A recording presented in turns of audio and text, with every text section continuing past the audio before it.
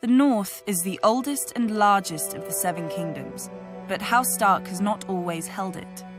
When Bran the Builder raised Winterfell and founded our line, we were vassals to the Barrow Kings, who claimed descent from the First King and thus dominion over all the First Men.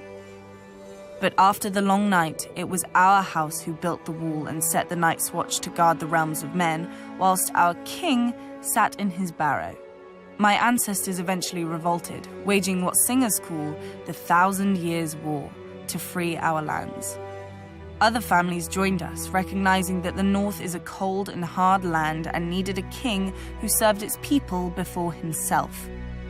Finally, the last Barrow King bent the knee, and House Stark became the Kings of Winter. Yet we were kings in name only, for by then the North had fractured into petty kingdoms, and my ancestors would struggle to unite it again for thousands of years. Roderick Stark wrestled an Ironborn lord for Bear Island and granted it to House Mormont when he won. A younger son of our family, Carlon Stark, won his own keep after he put down a rebellion and founded House Karstark, one of the most powerful in the North. When the Mandalese were exiled from the Reach, my ancestors shielded them and gave them a home at the mouth of the White Knife, in return for holding the river against pirates and invaders. Now they're one of the wealthiest houses in the North. I'm not so naive to pretend that the entire North welcomed Stark rule. The last Warg King was slain at Sea Dragon Point along with all his sons and beasts. The last Marsh King died at the hands of King Rickard Stark, and House Reed has held the swamps of the Neck ever since. Houses Greenwood, Towers, Amber, Frost. None survive today as more than names in dusty old books. But my ancestors never wanted to destroy their foes' root and stem. The Umbers of Last Hearth and the Glovers of Deepwood Motte bent the knee and became loyal vassals of House Stark.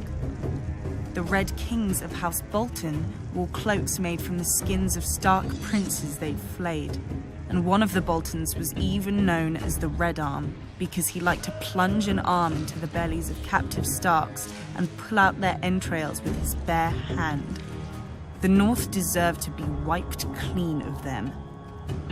Yet my ancestors spared them after their defeat because they believed the North couldn't afford to fight itself any longer. Time soon proved them right. When the Andals swept into Westeros, they obliterated all the kingdoms of the First Men except the North. Each of the southern kingdoms fought the invaders on its own, but the North fought as one. When the Andals tried to sail up the White Knife, the Mandalese fell on their ships.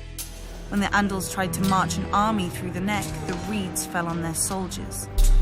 King Theon Stark even sailed his own army to the Andal homeland for vengeance and slew hundreds of Andal warriors. When he returned, he planted their heads on spikes along our coasts, a warning to other would-be conquerors.